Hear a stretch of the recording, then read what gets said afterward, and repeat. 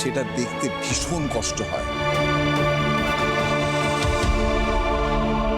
আমারও হচ্ছিল, কিন্তু আমি একটা কথা ভাবছি যে ওই স্বনামধন্য পেশাদার অভিনেত্রী যিনি এখানে আসবার কথা দিয়েছিলেন, তিনি কথার খেলাপ করেন কি করে?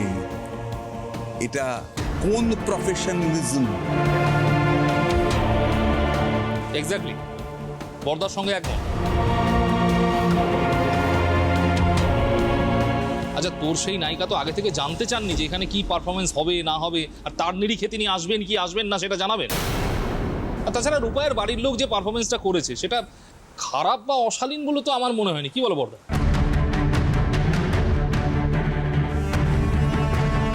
সেই তো, বস্তির লোকেরা বস্তির মতোই নেচেছে।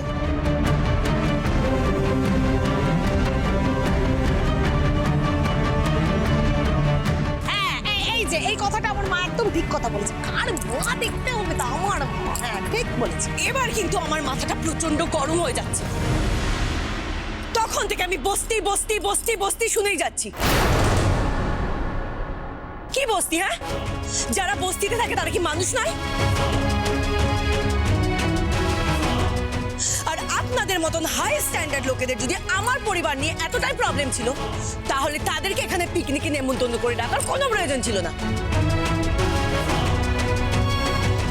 তারা তো হ্যাংলার মতো নিজেরা আসতে চায়নি, তাদেরকে নেমন্তন্ন করে এখানে ডাকা হয়েছে।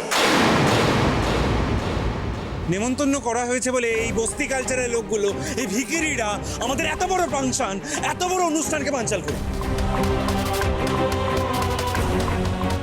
এত বড় নায়িকাকে অসম্মান করার রাইট তাদের রয়েছে, তাই তো? তোমার এত বড় হিরোইনের গুমর যদি এত ঠুমকো হয়, সেখানে আমি কি করতে পারি বলো তো? আর এই যে আপনাকে আমার পরিবারের লোককে নেমন্তন্ন করার আগে আমি বলেছিলাম যে এই পিকনিকে ওদের বলার দরকার নেই। তখন আপনি তো খুব বলেছিলেন যে তাদের সম্মান রক্ষার দায়িত্ব নাকি আপনার। এখন আপনি চুপ করে আছেন কেন? কথা বলুন। চুপ, একদম চুপ।